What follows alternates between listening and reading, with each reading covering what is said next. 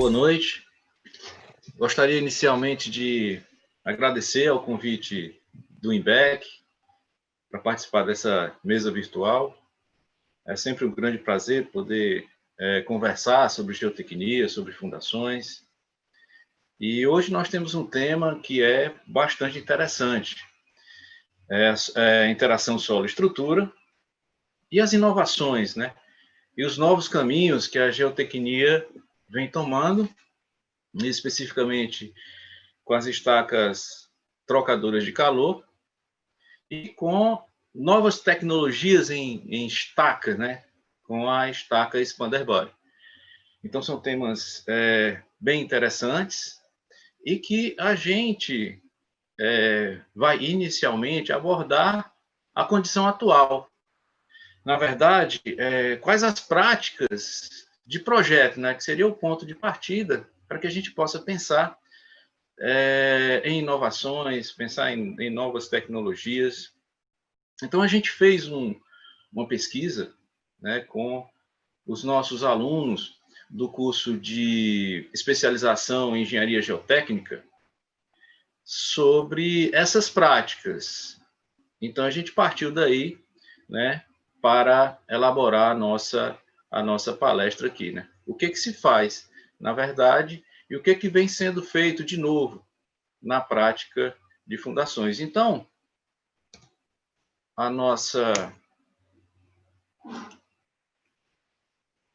conversa aqui vai iniciar com reflexões, né? A gente incentivando a reflexão sobre a prática nos projetos de fundações no Brasil, né? Quais as práticas usuais e os caminhos, né, para projetos mais eficientes. Entende-se como projetos mais eficientes, projetos que primam pela segurança, economia, qualidade, pelo tempo, quer dizer, projetos que otimizam o tempo. Então, a equação desses tópicos, desses fatores, é um projeto eficiente. A prática geotécnica, ela trata de diversos elementos.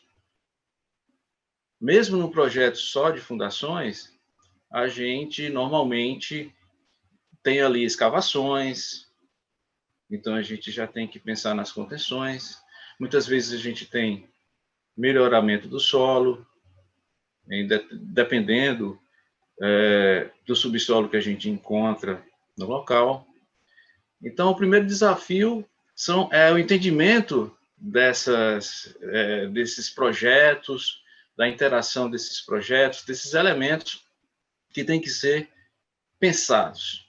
Então, hoje a gente tem uma prática no Brasil, né? A gente tem soluções que normalmente são utilizadas, que a gente vai conversar aqui um pouco sobre elas, sobre quais essas práticas e outras que estão se iniciando, né? Como, por exemplo, as práticas que visam a verificação de desempenho das fundações. Mas quando a gente pensa numa evolução, quando a gente pensa em novas tecnologias, a gente também tem alguns desafios importantes, especificamente no nosso país. Então, quando a gente pensa em inovação, quando a gente pensa em novas técnicas, a gente se depara com algumas questões que influenciam no perfeito andamento desses novos projetos, dessas novas pesquisas. Inicialmente, nós temos um país de dimensão continental, uma grande extensão, e que tem alguns problemas específicos de cada região. Então, nós temos um país grande com características naturais bem específicas e diversificadas. A gente se depara com a mão de obra com qualificação limitada. O desenvolvimento tecnológico do nosso país na área específica, né, de geotecnia, de investigações, também enfrenta algumas limitações. A gente não tem todos os equipamentos, até mesmo os equipamentos que já existem há bastante tempo, a gente não tem ainda aqui muitas vezes empresas que podem dar manutenção ou fabricar esses equipamentos, por exemplo. E outra questão é uma melhor interação entre a academia e o mercado. Uma melhor interação entre o que se pesquisa e as necessidades do mercado e o que o mercado efetivamente pode assimilar. Então, nem sempre é fácil esse entendimento, essa interação, porque os interesses nem sempre são comuns. Então, a área de geotecnia, ela tem uma grande importância nos projetos de engenharia. Então, ela está presente antes, com a investigação, durante e depois, com os acompanhamentos, verificações e monitoramentos. Na parte anterior ao projeto, em que a gente pretende identificar o meio físico, identificar e entender o comportamento do que a gente tem ali no subsolo, na subsuperfície, e daí a gente, desse entendimento e do conhecimento das cargas, a gente pode elaborar o nosso projeto. E aí é a primeira dificuldade em determinadas situações. A gente procura por metodologias de projeto que sejam mais acuradas, que nos deem resultados mais próximos da realidade. Então, a gente pensa na melhor forma, na melhor premissa de projeto possível. Mas, muitas vezes, a gente se depara com limitações locais, de cultura local, das formas da gente obter esses parâmetros. Então, nem sempre a gente consegue obter os parâmetros de forma adequada para os métodos de projeto que a gente quer utilizar. Isso antes. Durante, em que a gente precisa fazer um acompanhamento, o controle de qualidade e o desempenho, nem sempre a gente consegue realizar esses procedimentos. Atualmente, a gente já conta com algumas determinações da norma, principalmente na sua última atualização, que já determina, né, a que a gente execute alguns procedimentos que a gente vai falar um pouco mais à frente. Então, nas investigações, a gente tem diversos métodos disponíveis, depois a gente vai citar os que efetivamente são mais utilizados. A gente tem o SPT, o ensaio-percussão, que é um dos métodos mais utilizados, que a gente vai detalhar isso um pouco mais na frente. Tem outros métodos como o CPT, o Cone Penetration Test, também que é um método utilizado para projeto de fundações, e procedimentos geofísicos, né, cross-hole, down-hole, que são procedimentos que podem nos dar parâmetros bastante interessantes para que sejam utilizados em técnicas de projeto, de procedimentos de projeto um pouco mais sofisticados. Na premissa de projeto propriamente dita, a gente tem as premissas que partem da determinação da capacidade de carga das fundações, avaliação de recalques, e isso pode ser feito por procedimentos analíticos, métodos semi-empíricos ou métodos que consideram o comportamento tensão-deformação ou interação solo-estrutura. Na parte de controle de qualidade e desempenho, a gente tem diversas tecnologias possíveis, né? Os ensaios de integridade, as provas de carga e, ultimamente bem utilizado, os monitoramentos de recalque. Então, como falei anteriormente, na última atualização da norma 6122, a norma que trata de projeto de fundações, essa norma já cita como obrigatória a verificação do desempenho. Então, são procedimentos que já estão sendo utilizados já há algum tempo, que seriam as práticas que ultimamente vêm sendo utilizadas, não como deveriam ainda, mas hoje já se verifica na prática de projetos. Então, a 6122 determina que deve ser realizado quando ocorre a carga variável significativa em relação à carga total, estruturas com mais de 55 metros de altura, quando a relação altura-largura, considerando a menor dimensão, é maior do que 4, e em fundação ou estrutura não convencional. Então, hoje é muito comum, ultimamente, as provas de carga, que permite que a gente verifique o desempenho da estaca durante a execução da obra, em algumas situações até mesmo a nível de projeto. Então, partindo da quantidade de estacas previstas na obra, a gente vai chegar à quantidade, aproximadamente 1% da quantidade dessas estacas, em que a gente tem que fazer uma prova de carga. Então, a gente tem que aplicar uma carga 2 vezes a carga de trabalho. Então, a gente utiliza vigas de reação, vigas metálicas de reação, um macaco hidráulico e estacas que servem de estacas de reação. Então, a gente aplica essa carga em estágios, 10 estágios de carregamento e 4 estágios de descarregamentos. A partir daí, a gente consegue avaliar as deformações, os deslocamentos ocorridos, né, os recalques, assim como chegar à última carga de ruptura. Então, são informações bastante interessantes para que a gente possa verificar o comportamento das nossas fundações, né, após executada, considerando que, a nível de projeto, a gente parte normalmente de métodos semi-empíricos. Bom, o monitoramento de recalque é a gente acompanhar a estrutura de uma forma geral. Então, a gente seleciona pilares na obra, que a gente já acompanha várias fundações, partindo de uma referência de nível profunda. Esse benchmark ele vai servir para que a gente possa acompanhar os deslocamentos relativos de cada pilar em relação a esse ponto indeslocável.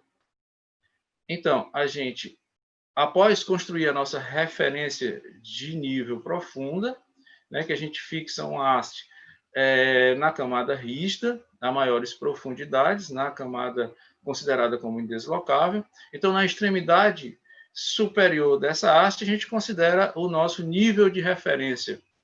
E a partir desse nível de referência, e considerando pinos que a gente coloca nos pilares das fundações que a gente pretende acompanhar, a gente consegue, com o tempo, verificar essas diferenças de níveis relativa e, consequentemente, associar isso aos recalques que estão ocorrendo pontualmente em cada fundação, em cada pilar da fundação que a gente está monitorando. Então, isso nos dá informações bem interessantes de uma forma geral. Então, a gente consegue, a partir daí, verificar os recalques diferenciais, a gente consegue verificar as velocidades em que estão ocorrendo esses recalques e também a relação, a interação solo-estrutura, né? Quer dizer, quando a gente observa esses recalques, naturalmente a gente está levando em conta também a rigidez da estrutura, porque são verificações reais à medida que a edificação vai sendo construída. Então, a gente consegue verificar o efeito do carregamento, a gente aí escolhe, faz um programa de monitoramento, considerando o carregamento gradativo natural da construção. Então, obviamente, que a estrutura já está atuando e já está influenciando nesses recalques e vice-versa. Daí a gente consegue obter as isolinhas de recalque, consegue ter os deslocamentos em cada ponto onde a gente colocou os pinos, em cada fundação que a gente colocou os pinos, consegue ter uma relação do todo, uma verificação dos recalques em cada ponto da construção. Então, são informações extremamente interessantes para que a gente possa identificar a forma em que o nosso projeto está com relação ao que está acontecendo na realidade com a obra executada. Bom, sobre as práticas atuais, como a gente falou lá no início, a gente fez uma pesquisa bem interessante, que nos deu uma visão geral no Brasil, já que a gente fez essa pesquisa em engenheiros que atuam em diversas áreas, principalmente na área de construção civil e de geotecnia, em 11 estados do Brasil. Então, foram 72 profissionais que participaram dessa pesquisa em 11 cidades, principalmente Fortaleza, Belo Horizonte e São Paulo.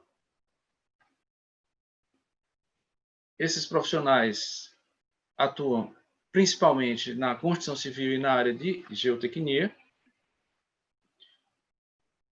Mais de 50% dos prédios que, de acordo com a experiência desses profissionais, tinham subsolo. Porte médio das edificações, na maioria, prédios acima de 10 pavimentos. E o primeiro resultado interessante.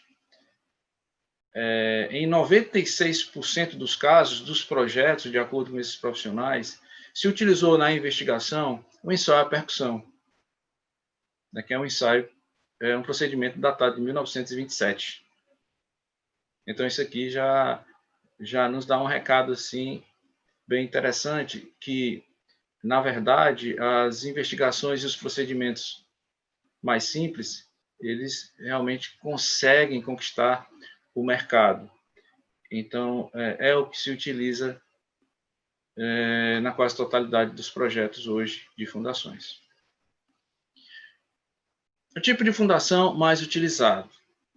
Bem, a gente tem aqui como resultado que a estaca hélice contínua é a fundação mais empregada, seguida da estaca raiz e, na sequência, a fundação superficial, a sapata, né? Aí, ainda na sequência, as estacas pré-moldadas de concreto.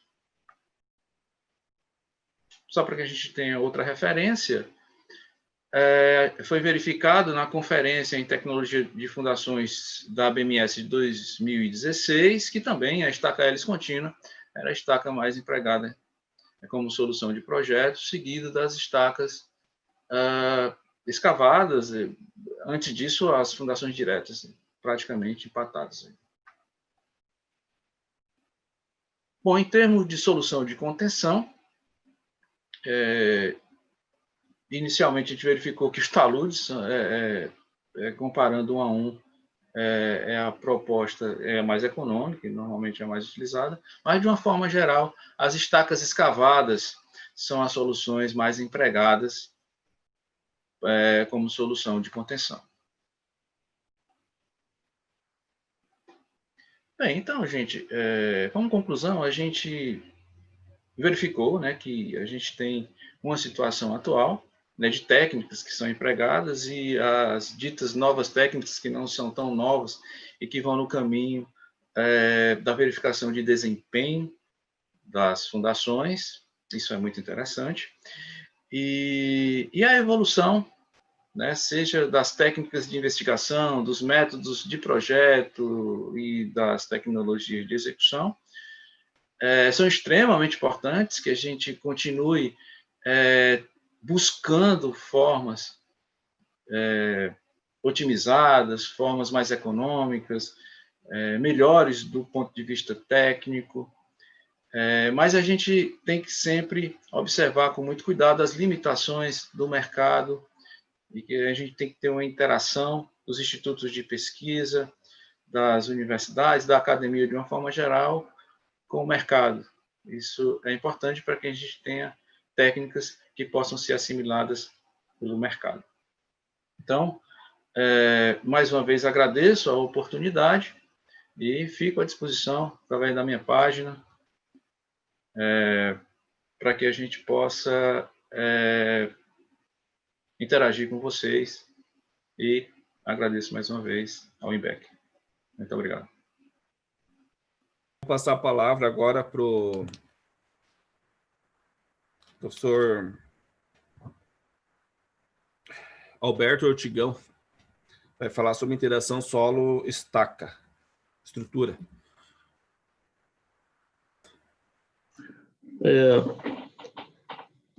Primeiramente, quero agradecer o convite que me foi feito aí pelo INBEC para participar desse debate. E eu estou trazendo uma palestra que eu já dei alguns... Até apresentei esse é um subconjunto de uma palestra que está lá no Geotecnia Brasil, que eu fiz no ano passado, sobre interação solo-estrutura e evolução que eu pude observar.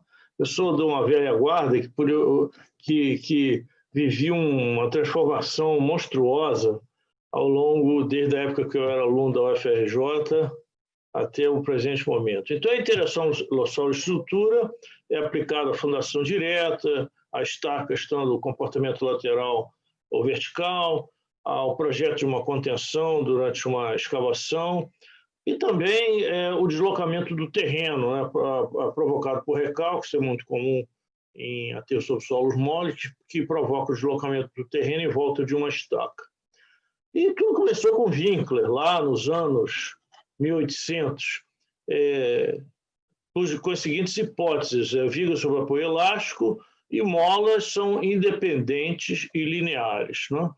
E quando eu estava na escola de engenharia, eu lembro que existiam métodos dificílimos de aplicar.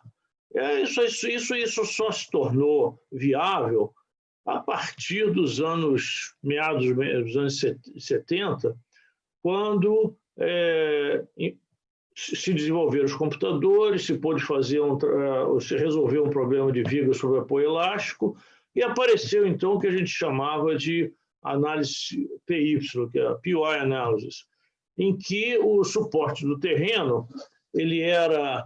Deixa eu ligar aqui o meu pointer. O suporte do terreno, ele era considerado como molas aplicadas, que substituía o terreno. Então, você aplicava as forças na estaca, depois resolvia com um programa de viga sobre apoio elástico. Então, essa foi a primeira vez que se pôde fazer isso de uma forma inteligente, tanto para a fundação, para um radier, para uma estaca. E nos anos 80, então, desenvolveram metodologia para análise PY e TZ. E essas curvas não lineares, elas foram desenvolvidas a partir de ensaios em verdadeira grandeza, principalmente para aplicações offshore. Eu mesmo participei de uma quantidade grande desse tipo de ensaio para entender o comportamento de estaca e desenvolver esse tipo de curvas, tanto no sentido de molas não lineares, no sentido vertical ou no sentido horizontal.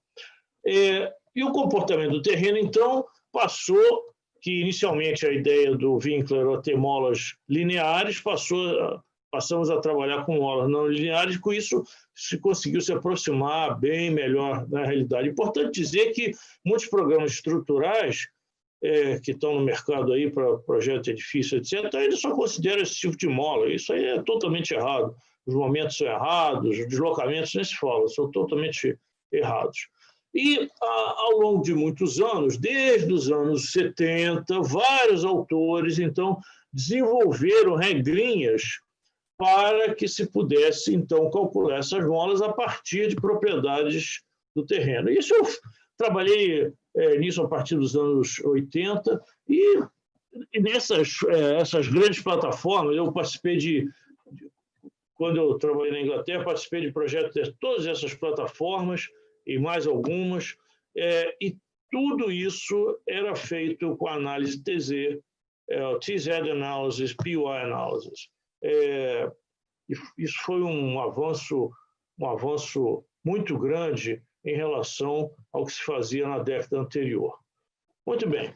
E a partir dos anos 2000, já houve eu tive muitas experiências com aqueles métodos anteriores, mas a partir dos anos 2000, então, mudou tudo de novo, que foi a modelagem numérica através de elementos finitos, que se tornou uma ferramenta viável. É claro que isso existia antes, mas era difícil usar, as interfaces eram muito difíceis, você tinha que... A primeira análise de elementos finitos que eu fiz na minha vida, eu demorei 3 meses para fazer, você tinha que fazer a malha inteira, etc.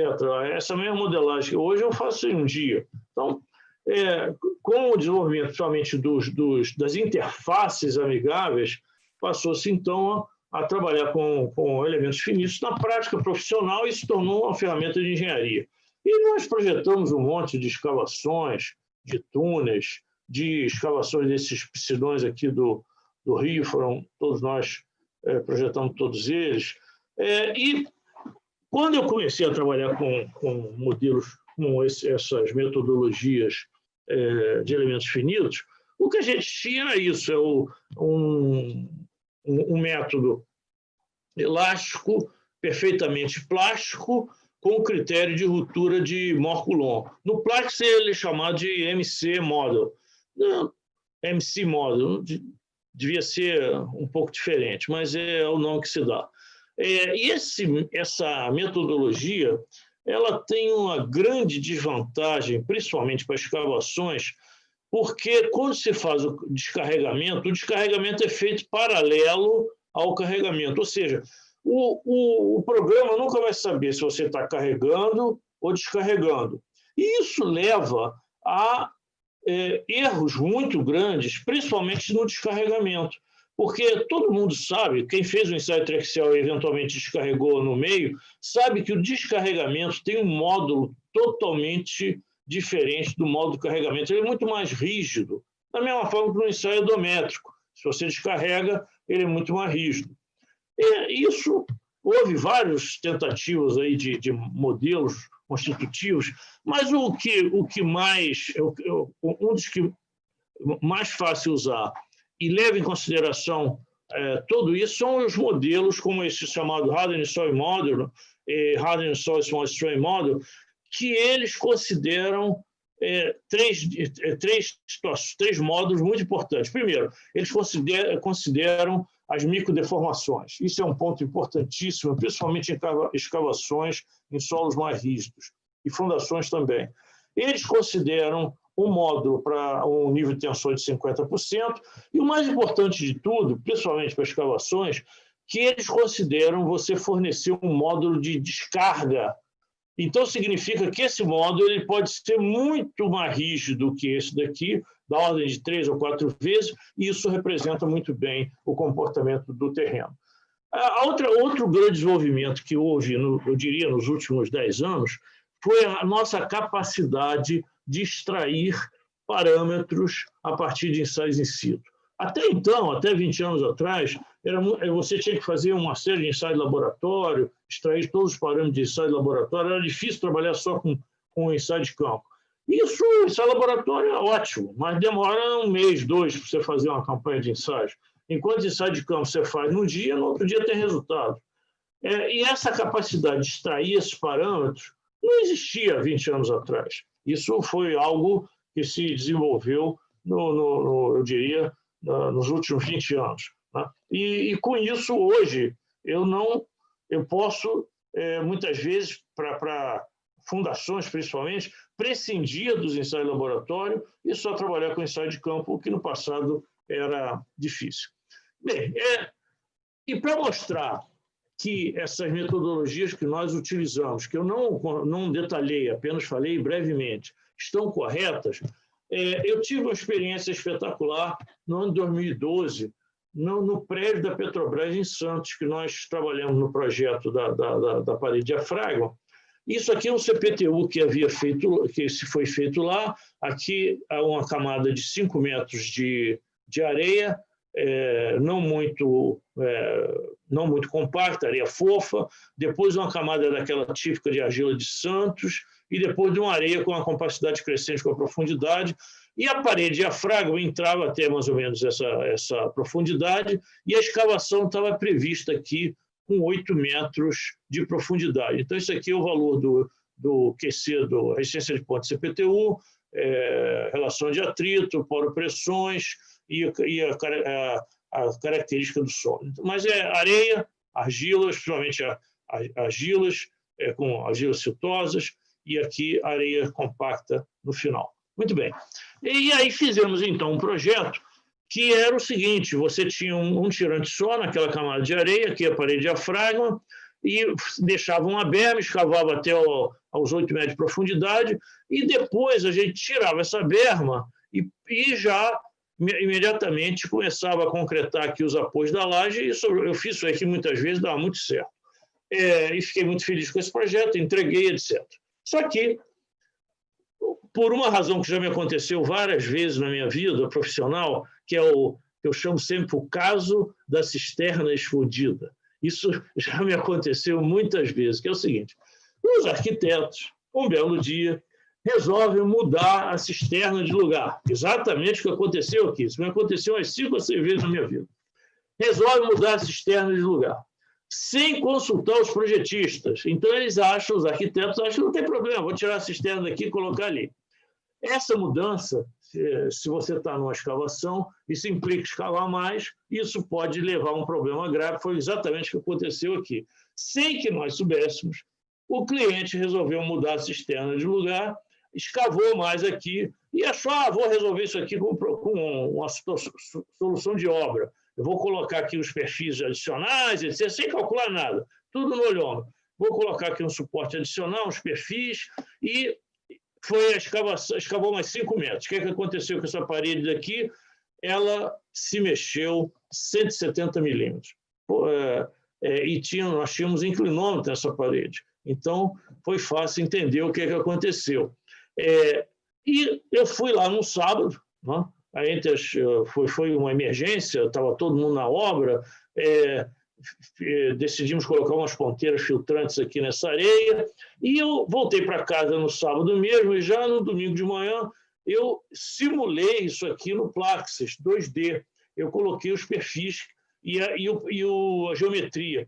Eu imaginava que eu ia ter que fazer algum tipo de calibração, ou seja, alterar algum parâmetro, etc. Mas, ao fazer isso, sem mexer em parâmetro, somente alterando a geometria e colocando aqueles perfis, aquela linha de perfis que eles haviam feito na obra, sem nos consultar, nós conseguimos uma previsão batendo em cima, praticamente, das medições. Isso, para mim, foi simplesmente espetacular, que mostrou que a metodologia de extração de parâmetros, a metodologia, o modelo constitutivo e a forma de nós trabalharmos com Plaxis estava correta. Isso depois já trabalhava com Plaxis aí há 12 anos, mas foi espetacular, uma previsão em si, mostrando que os métodos, principalmente os métodos de extração de parâmetros, esses são os mais complicados. Nós conseguimos validar essa modelagem numérica que nós fizemos. Muito bem. E, então, com isso, nós aplicamos isso em várias obras. Aqui no Rio, por exemplo, nós projetamos todos os piscinões, e com muito sucesso, com modelagem também 3D. Nesse caso aí, fizemos esse tipo de obra, nós trabalhamos desde as investigações. Como os solos aí são resistentes, nós fizemos bastante ensaios pressiométricos, analisamos esses ensaios, selecionamos os parâmetros, não fizemos ensaio laboratório, somente ensaio in situ, fizemos também aí, para determinar as microdeformações, fizemos ensaios geofísicos para determinar velocidade de propagação e conseguimos um sucesso muito grande. Essa obra foi feita rapidamente, monitoramos todos os prédios em volta, sem problema nenhum. E, finalmente, em 2019, estudamos esse cais em Santos. Isso é uma experiência interessante. É um cais do TECOM, que nós fizemos uma análise para verificar prever o comportamento, né? Fizemos um modelo, então, Plaxis 3D desse cais, e calculamos os momentos e deslocamentos, etc., em vários modelos, tanto modelo 2D como modelos 3D. E aqui os resultados que nós obtivemos muito interessantes. É o seguinte, o modelo 2D, que é o que eu mais que eu usei quase toda a minha vida, adota um modelo da estaca prancha isotrópica, ou seja, com rigidez no sentido vertical e horizontal mesmo. Dá os maiores deslocamentos, tá? E momentos na estaca prancha. E o momento na primeira fila também é bastante grande. Ou seja, uma análise 2D é bastante conservadora em vários aspectos. Tá? Já uma análise 3D isotrópica dá valores menores, mas aquela que mais se aproxima da realidade é uma análise 3D ortotrópica. O que significa isso? Que a rigidez da estaca prancha no sentido vertical é diferente da rigidez no sentido horizontal. Então, isso aqui certamente é o que deve se aproximar mais da realidade. Esse modelo reduz bastante os momentos na estaca prancha, tá certo? E reduz também os momentos na primeira fila de estacas. Então, ou seja, conclusão, esse modelo 2D é bastante conservador, né? Ele está tanto deslocamentos quanto momentos da estaca prancha, o momento da primeira fila de estaca, está muito maiores que o modelo 3D. Mas, infelizmente, nós não tivemos tempo ainda de verificar isso através de medições. É o que falta. Então, terminando essa apresentação, espero ter ficado dentro dos 15 minutos que nós combinamos, as conclusões são: o grande avanço dos últimos 50 anos. Quando eu estava na escola de engenharia, era tudo, não se fazia nada desse tipo de trabalho, era muito difícil, cálculos muito difíceis. Existia um tal de método de Ode, que eu lembro até hoje, que eu fiz uns cálculos disso com o professor Disseu Veloso, e era dificílimo fazer isso. Modelagem com molas, que ainda, infelizmente, é utilizada pelos programas estruturais, ela é muito limitada. Ela dá momentos errados e dá também deslocamentos totalmente errados. A modelagem com elementos finitos é muito melhor. Hoje é possível, não é difícil. Os programas estão aí, a interface é muito amigável, Plax se aprende rapidamente. Uma coisa que nós aprendemos nos últimos 20 anos foi extração de parâmetros diferenciais in situ. Isso é pouca gente sabe fazer esse tipo de coisa. E nós conseguimos não só ter uma regrinha para extrair parâmetros, como também conseguimos calibrar isso em alguns eventos que nós conseguimos medir. Então, nós temos bastante confiança nessa extração de parâmetros de ensaios in situ. É claro que ensaio laboratório é muito melhor, se você puder, só que demora 2 meses e a obra de fundação nunca tem esse tempo. Modelos constitutivos realistas, o Plax tem vários modelos e nós conseguimos selecionar alguns que são muito bons para esse tipo de trabalho. E a diferença, mostrando a diferença entre modelos 2D e 3D, em determinadas situações, os modelos 3D são absolutamente necessários, como eu mostrei no caso dos piscinóis, que todas as modelagens foram 3D. Muito obrigado.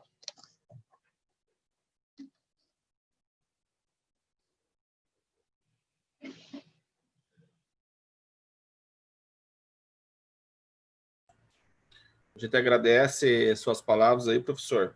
A gente vai passar a palavra agora para o Dr. Renato Cunha, vai falar sobre estacas trocadoras de calor. Boa tarde a todos. Deixa eu ver se eu consigo fazer. Está aparecendo aí? Sim. Bom, deixa eu iniciar aqui meu relógio. Boa tarde, meu nome é Renato Cunha da Cunha, sou professor titular da Universidade de Brasília. Agradeço o convite do INDEC, é sempre uma honra. E peço desculpas porque minha apresentação ela ficou com os slides, na maioria, em inglês, porque eu estou aproveitando uma apresentação passada e isso me facilitou muito a vida. Eu vou falar de um assunto que é um assunto novo, mas não é novo no mundo, mas na América em geral e na Europa também tem sido um assunto novo, que são as estacas que trocam calor para climatizar estruturas, né? E tem outras ferramentas também que trocam calor. Então, vamos começar falando de um pouco do contexto histórico, né?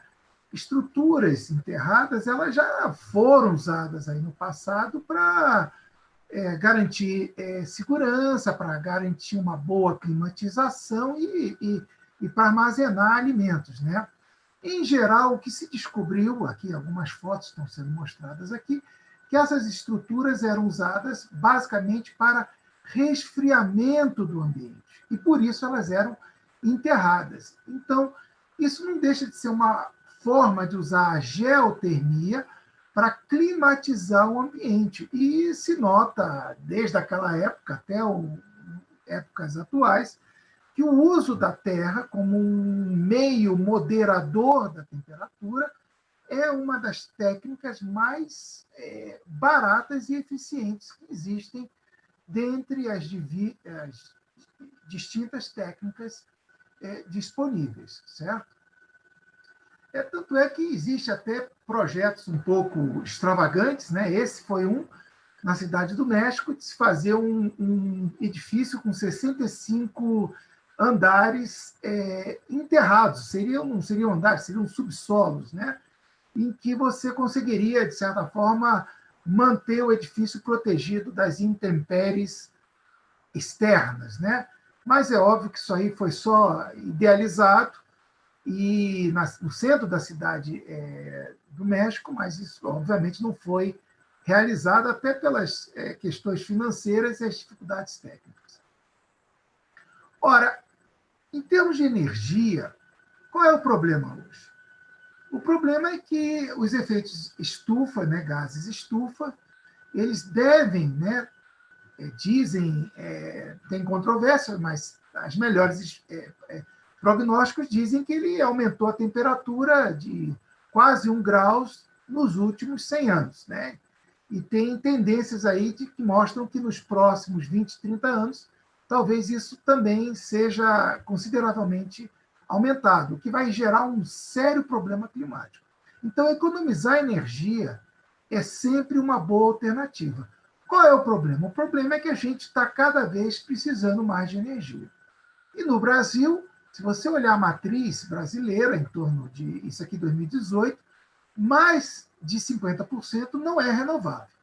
Então, ela gera gás de efeito estufa.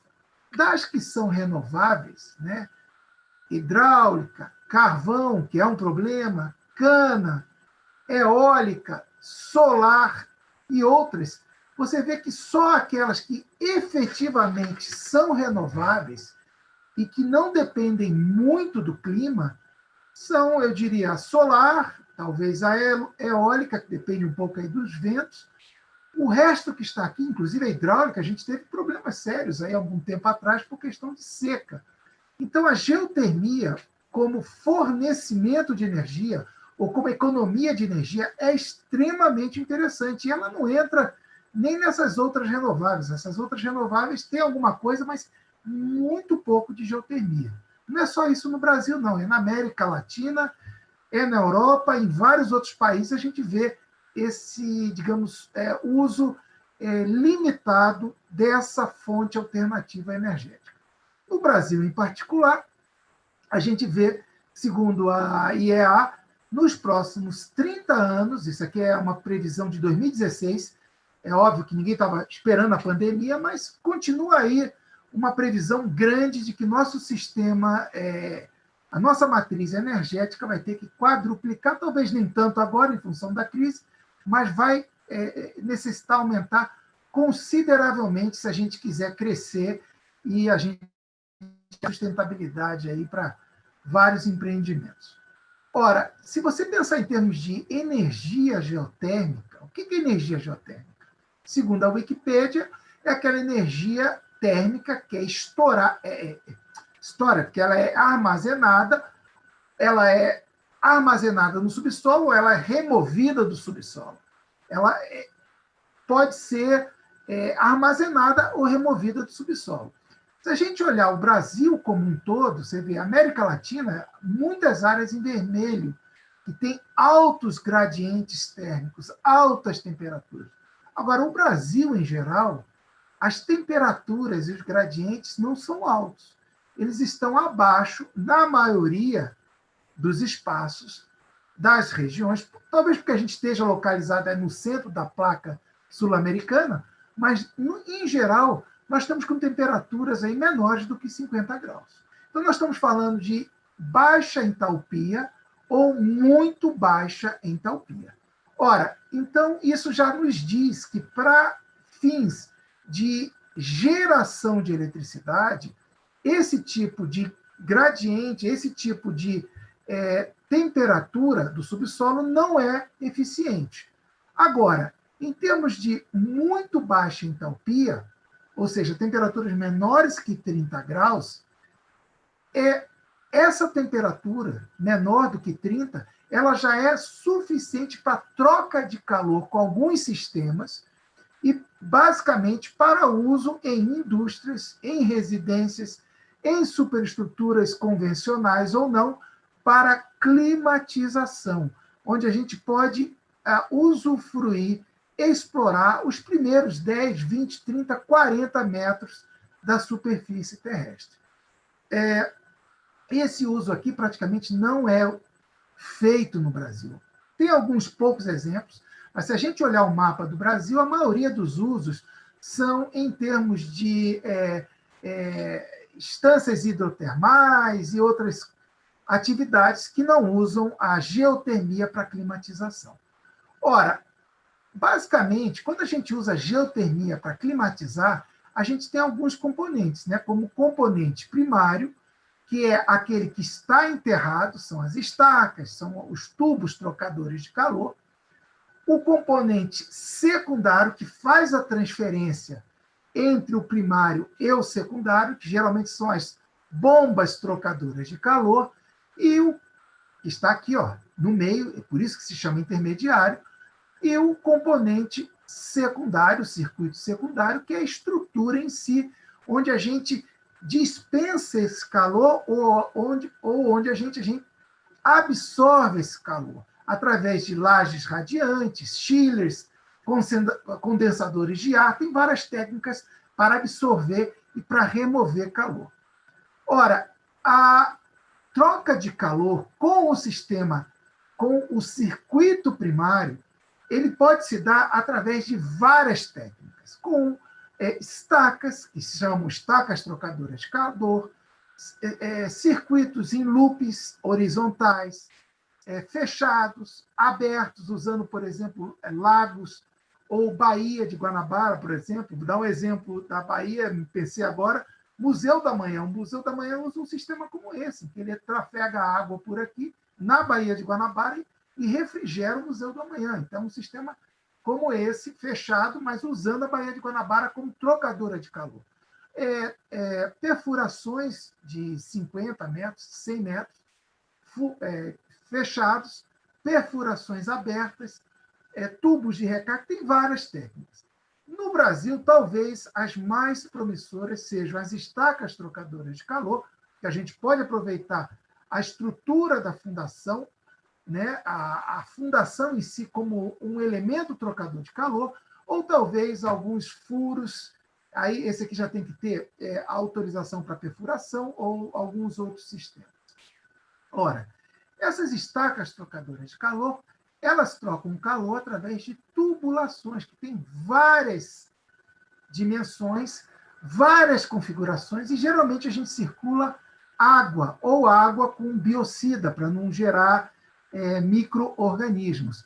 E temos, então, tubos de entrada, tubos de saída, e geralmente essas tubulações são inseridas junto com a nossa fundação e concretadas junto com a nossa fundação.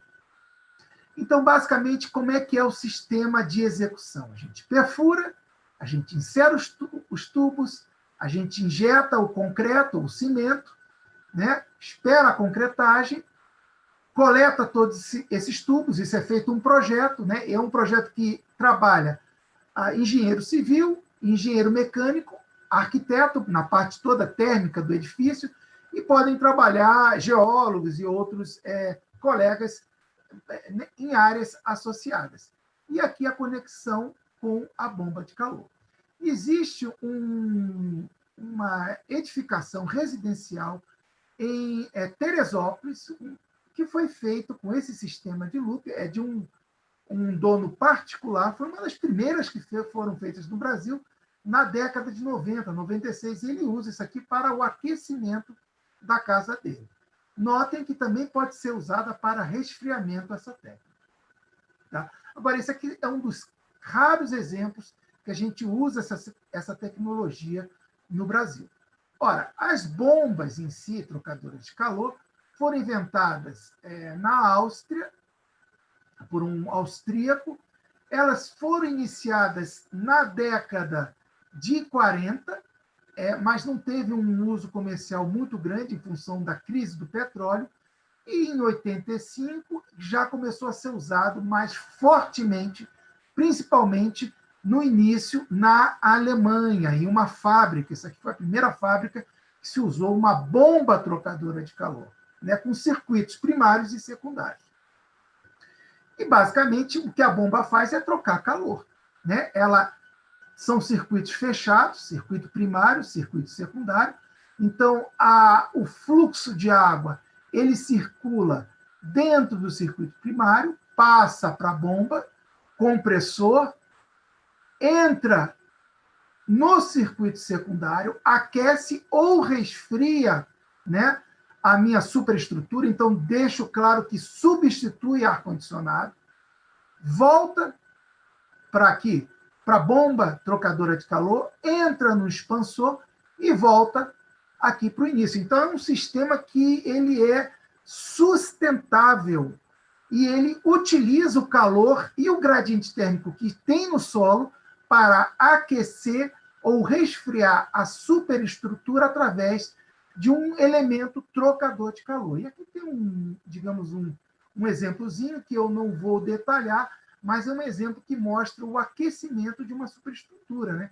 Entrando fluidos aqui, ó, no circuito da superestrutura, entra com 30, sai com 35, e aqui no circuito primário, na fundação, entra com 0 e sai com -4. Isso aqui é um exemplo europeu, na Europa, que você está aquecendo a superestrutura, ok? Ora, no Brasil, a gente pode usar essa técnica para resfriar a superestrutura em zonas quentes, aliás, vai ser a utilização mais importante e principal, ou para aquecer a estrutura. Notem que em alguns lugares no Rio Grande do Sul, Santa Catarina, Paraná, até mesmo aqui no Centro-Oeste, você pode ter esse tipo de uso.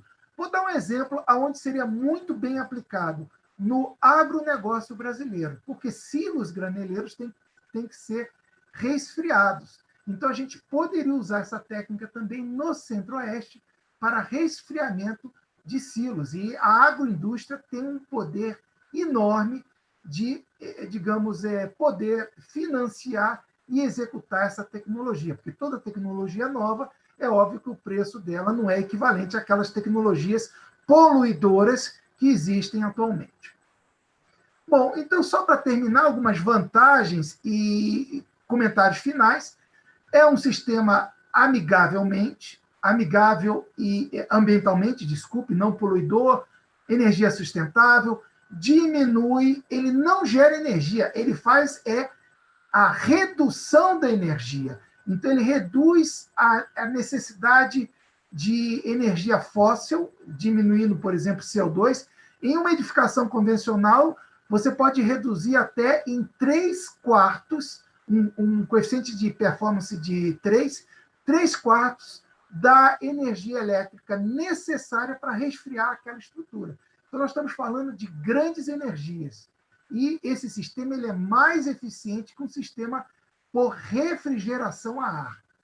Ele é econômico no longo prazo, baixo custo de manutenção, ele pode trabalhar de forma totalmente automatizada e monitorada, ele aumenta o conforto térmico em estruturas, ele tem um comportamento higrotermal, não gera umidade, muito bom para museus e galerias, ele pode substituir o sistema de ar-condicionado convencional no Brasil, Ele pode ser combinado com outros sistemas. Então, vou dar o exemplo do Museu da Manhã. O Museu da Manhã tem energia fotovoltaica. Aí sim, gera energia com luz solar. Então, você pode combinar esse sistema com placas fotovoltaicas, com outros sistemas ambientalmente amigáveis. Ele não é vulnerável à seca. Todo o nosso sistema hídrico hoje no Brasil é vulnerável à seca. Faltou água, nós não temos energia. Esse sistema não é vulnerável à seca e não depende da temperatura externa. Por exemplo, sistemas de aquecimento por ar ou resfriamento por bombas a ar, esses sistemas dependem da temperatura externa. Aqui não, aqui eu dependo da temperatura geotermal, que geralmente é constante no subsolo, né? Não depende do clima, como eu já falei, e eles têm uma visão positiva junto aos agentes públicos para financiamento de órgãos internacionais, é ambientalmente amigável e, geralmente, ele aporta financiamento com grandes instituições nacionais e estrangeiras quando elas sabem utilizar e aproveitar essa tecnologia, que é subutilizada no Brasil e é subutilizada na América e no mundo como um todo. Não é só aqui que ela é subutilizada. Para terminar, queria dizer que eu já estou trabalhando nisso há mais de 5 anos, já tive 2 alunos de mestrado defendidos, estou com um aluno de doutorado, um aluno de mestrado trabalhando nesse assunto atualmente. Recentemente fiz, ano passado, um pós-doutorado, e o relatório está disponível na minha página, que está aqui, e, além disso, tem um vídeo lá na minha página disponível. Esse relatório tem mais de 100 páginas, tem uma revisão ampla sobre esse assunto. Basta entrar na minha página, na parte de pesquisa, vocês conseguem baixar o relatório, usem à vontade e conseguem baixar um vídeo mais detalhado sobre esse assunto. Queria agradecer o CNPq, a Universidade de Brasília, lá o IST de Portugal, que me permitiu fazer meu pós-doutorado lá, e aqui é o INDEC, que me autorizou e que me convidou para essa palestra. Muito obrigado aos senhores pela atenção. Estarei aberto aí ao final para perguntas. Obrigado, professor Cunha, pela sua apresentação. Vamos passar a palavra para o professor Fernando Monteiro, que vai falar sobre estacas Expander Body. Deixa eu ver.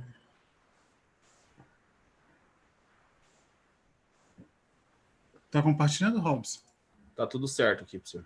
Pronto. Inicialmente, boa noite a todos. Eu gostaria de agradecer o INBEC pela oportunidade de participar dessa live. Eu vou falar agora um pouco de uma nova tecnologia que vem sendo aplicada no Brasil, na área de fundações. Eu sou Fernando Monteiro, engenheiro civil, mestre em geotecnia, e atualmente sou pesquisador na Universidade de Brasília, atuando nessa temática.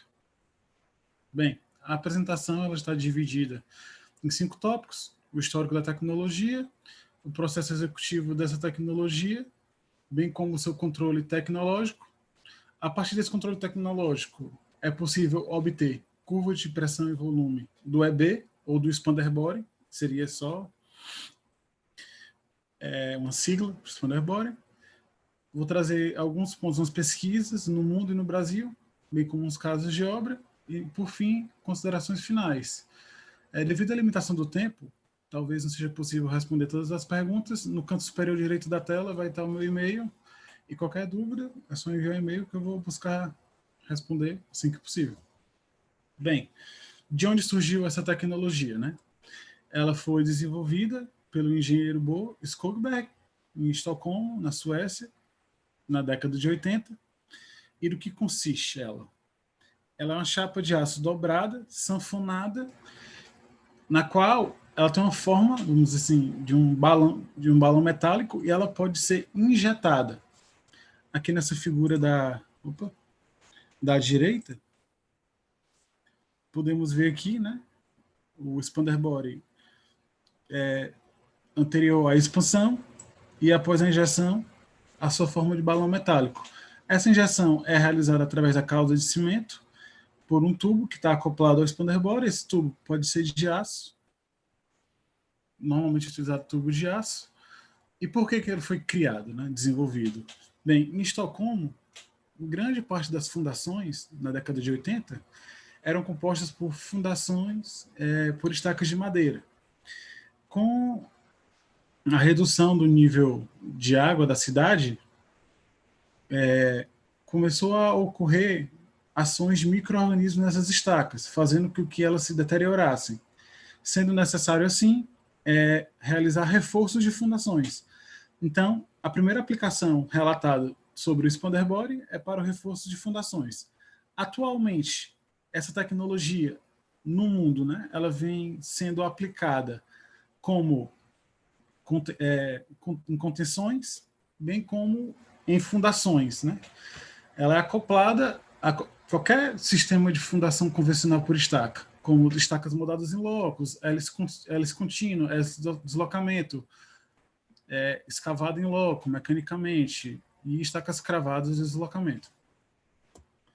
Bem, nos primórdios dessa tecnologia, ela possuía uma forma primordialmente retangular, o que fazia com que ocorresse uma concentração de tensões, e ela possuía uns anéis de deslocamento, o que, por vezes, fazia com que ocorresse um vazamento dessa cauda de cimento utilizada para a injeção.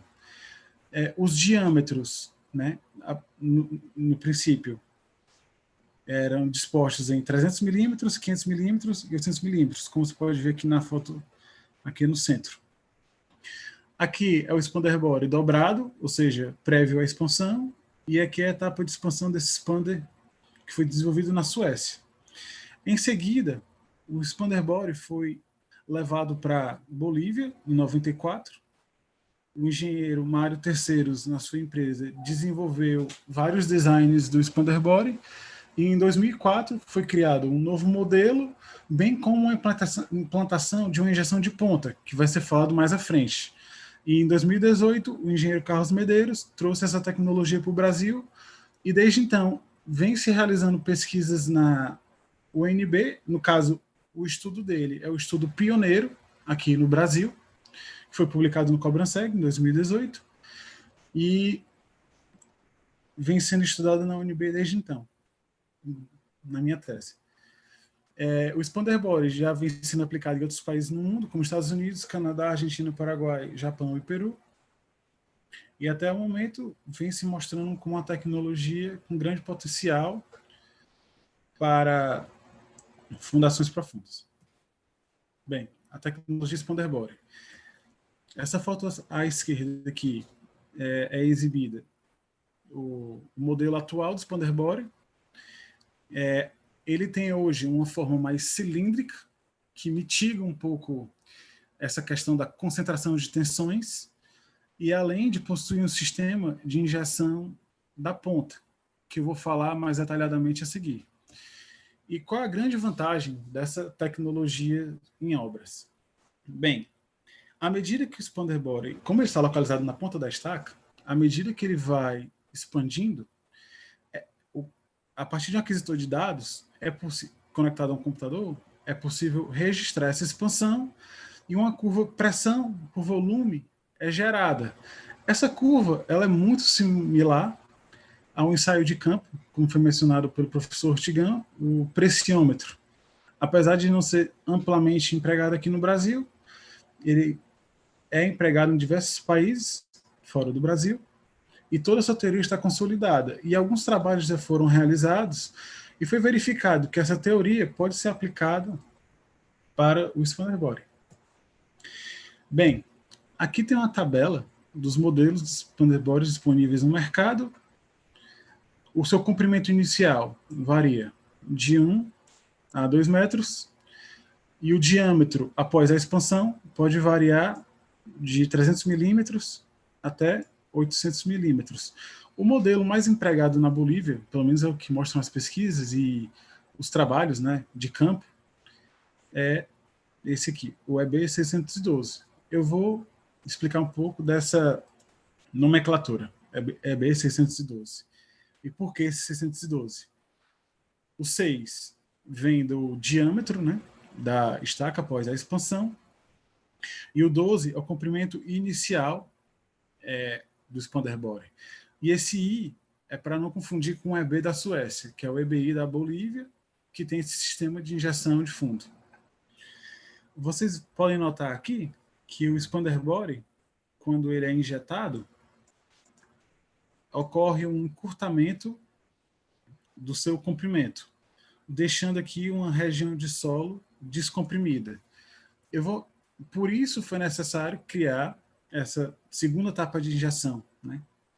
E eu vou detalhar isso agora no processo executivo. Bem, aqui tem o processo executivo de uma estaca escavada, mas como eu mencionei, a estaca pode ser acoplada a estacas de deslocamento, estacas pré-moldadas, de concreto, de metal, estacas metálicas, mas como foi falado pelo professor Marcos Porto, as soluções usuais, né, aqui no Brasil de fundações profundas, de modo geral, se tratam de estacas escavadas. Então, eu estou mostrando esse processo executivo e foi a da minha pesquisa aqui na UNB. Inicialmente, a estaca é escavada. Em seguida, o expander body ele é instalado na profundidade de assentamento da estaca. A concretagem é realizada, é colocada a armadura, e a expansão essa injeção do expander, ela pode ser feita no momento da execução da estaca, após a execução da estaca, ou ela pode ser feita até um período recomendado de 48 horas, mas existem relatos na literatura de períodos maiores. A partir dessa expansão, verifica-se aqui uma descompressão do solo, ou seja, uma parte de vazios.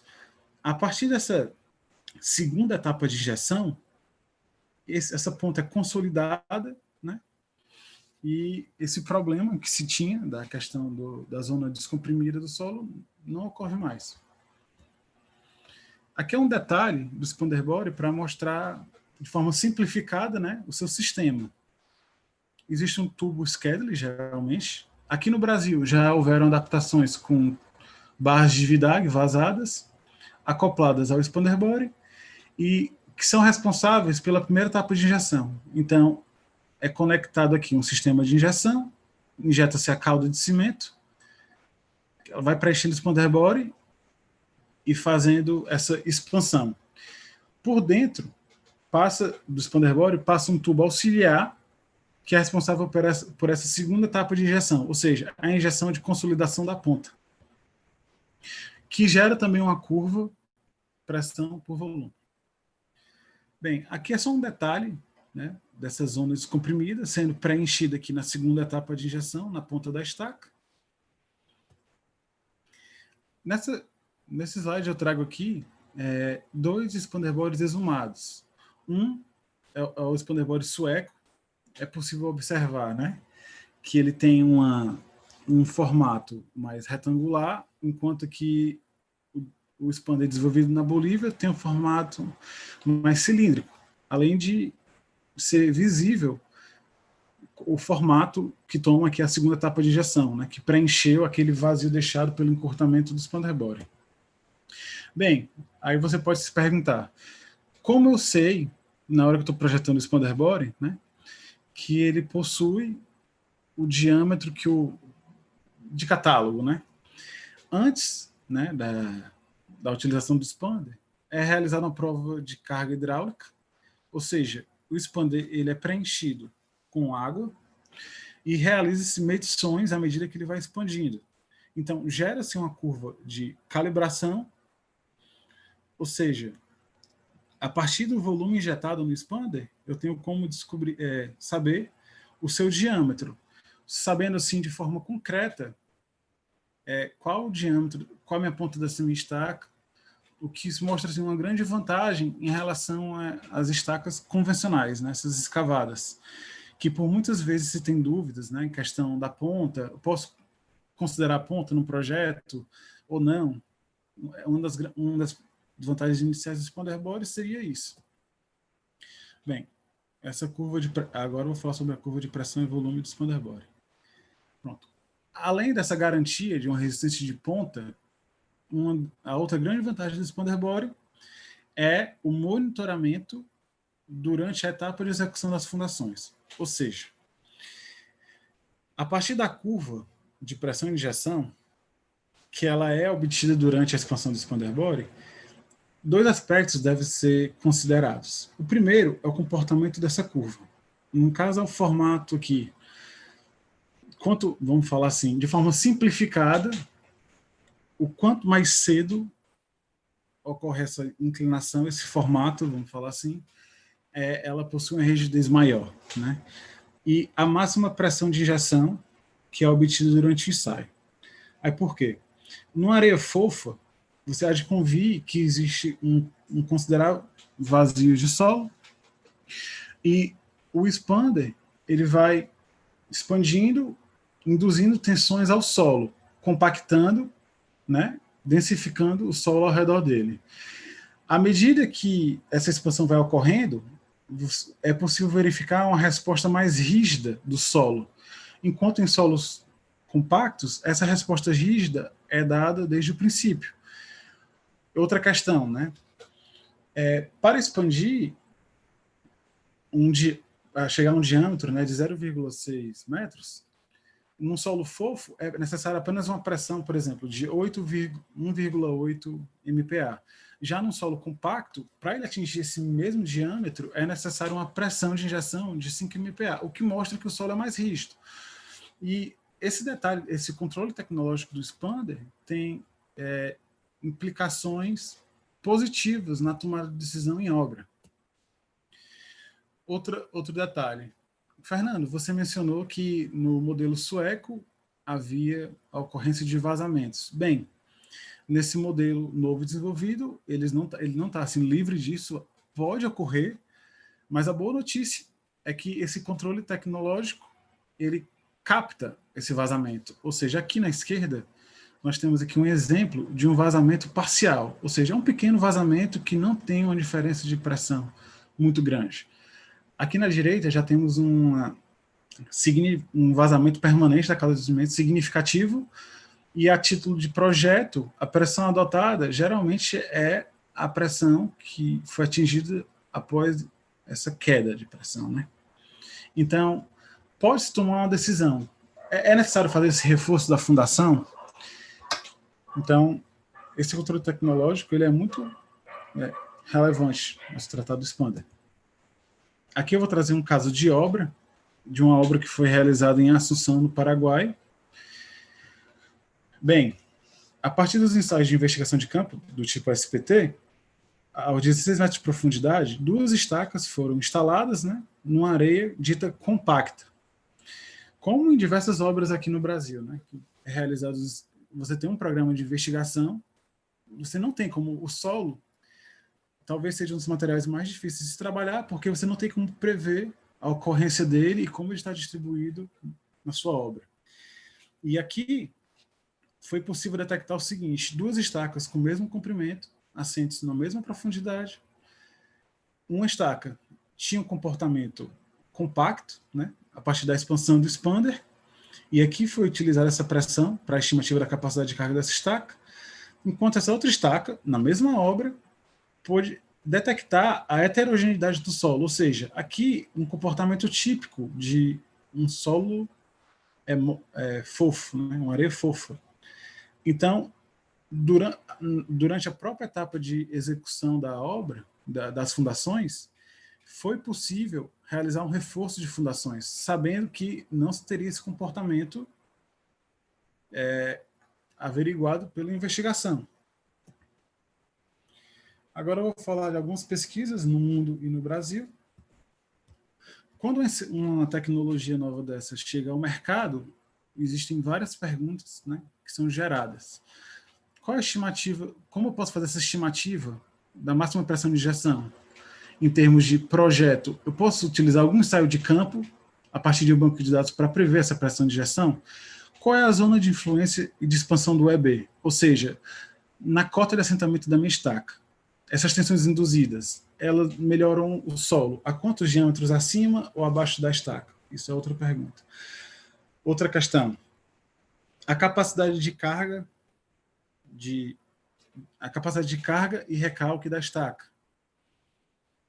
deve ser estimada a partir do SPT, do CPT, do pressiômetro, ensaios de laboratório. Como posso dimensionar essa estaca para o estado limite último, o estado limite de serviço? Outra coisa, comparação de curvas carga-recalque com e sem AB. Como é esse comportamento?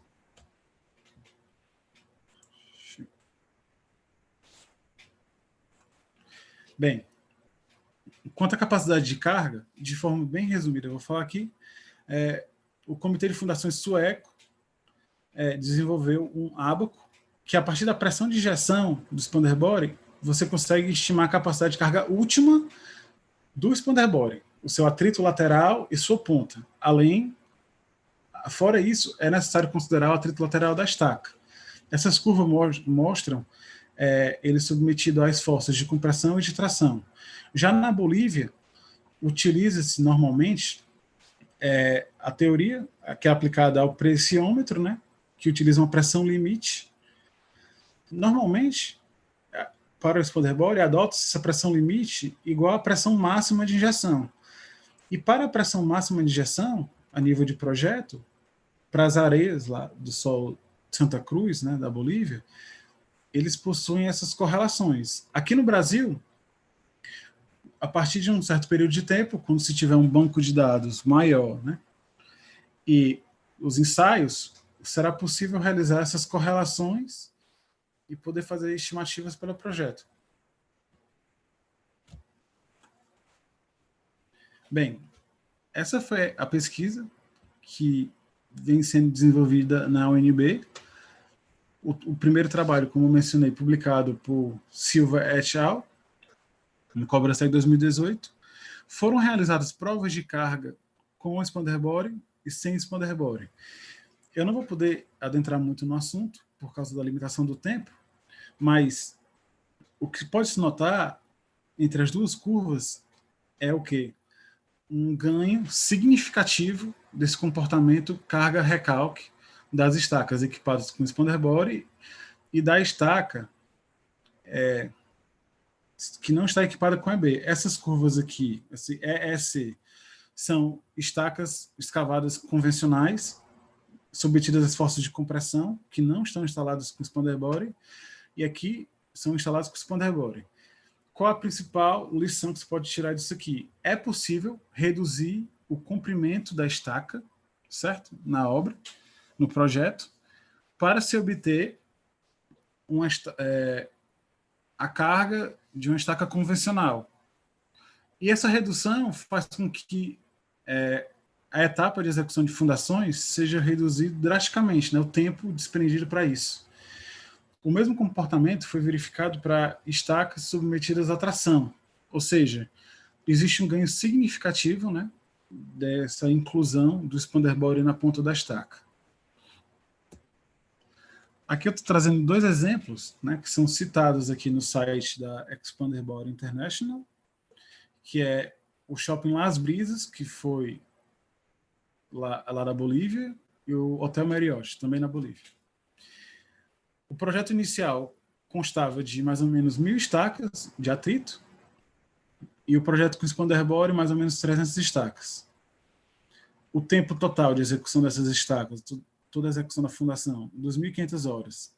Utilizando o expander body, 876 horas. Ou seja, houve, né, um adiantamento de cronograma de 70 dias. Aí fica a pergunta, mas o expander body provavelmente é mais caro que uma solução normal de fundação. Isso, ele é mais caro. Só que esse adiantamento, né, de cronograma, imagine esse shopping funcionando por 70 dias a mais. Eu não tenho os números exatos disso, mas eu acredito que esse 1 mês de funcionamento do shopping, de todas as lojas, o lucro deve suprir, né, essa demanda extra para utilizar a solução de expander body. Enfim, ela se mostrou muito efetiva, né, nos solos da Bolívia e vem se mostrando muito efetiva aqui no Brasil. E o outro caso é o Hotel Marriott, que aqui era previsto 623 estacas escavadas mecanicamente. Aqui foram previstas 216 estacas equipadas com expander body. E houve foram poupados, vamos dizer assim, 22 dias, né, de execução no programa de execução de estacas. Bem, as considerações finais relativas ao expander body. Ela é uma tecnologia que apresentou maior confiabilidade em relação à resistência de ponto da estaca, comparada às metodologias ou estacas escavadas em loco, usualmente empregadas no Brasil. Ela consegue realizar um monitoramento das condições do solo circundante ao OEB. Ela permite a redução do comprimento de estacas escavadas convencionais. Ela reduz as incertezas relativas à heterogeneidade do solo, pois a partir das suas curvas de pressão e volume, pode-se avaliar o estado do solo na ponta do expander body. Redução do tempo de execução das fundações em obras, e ela se mostra uma solução de fundação alternativa às metodologias convencionais.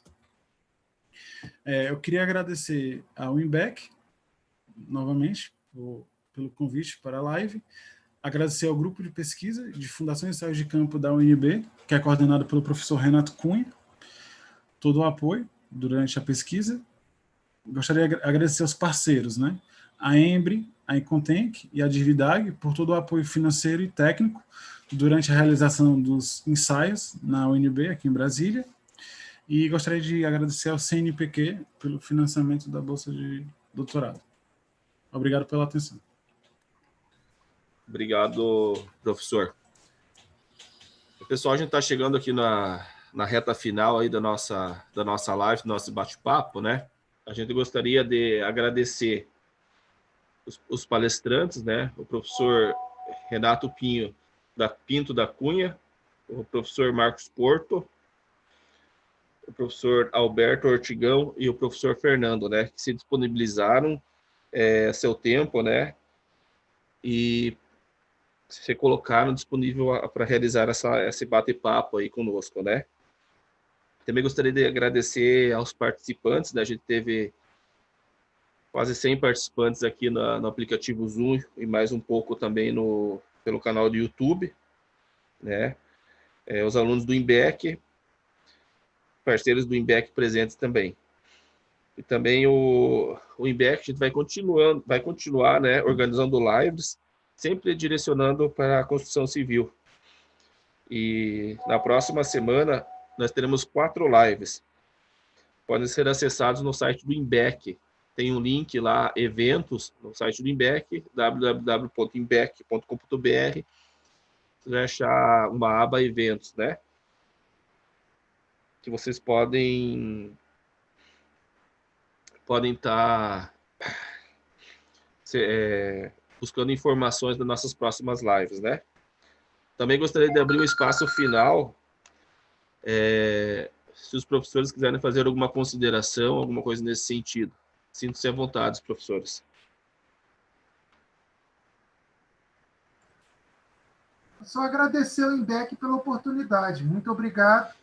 Contem comigo para as próximas e, se forem disponibilizar depois essas palestras, eu gostaria de ter uma conta. Eu também agradeço aí a oportunidade de participar desse debate, que é muito interessante. Muito obrigado. Eu queria agradecer ao INBEC. Foi uma boa oportunidade de falar sobre essa nova tecnologia. Agradeço o convite e fico à disposição. Bom, queria também agradecer aqui a convite do INBEC, mais uma vez, e a todos os participantes, e estamos à disposição. Pessoal, eu acho que é isso, né? A gente fica feliz em realizar e estar transmitindo conhecimento, né? Nesse momento dessa pandemia. E a gente acredita que o formato online é um formato que veio para ficar, né? E de uma maneira de a gente fazer as coisas acontecerem. A gente agradece mais uma vez a presença dos professores aí, os parceiros que estão disponíveis, né? e vamos para a próxima live.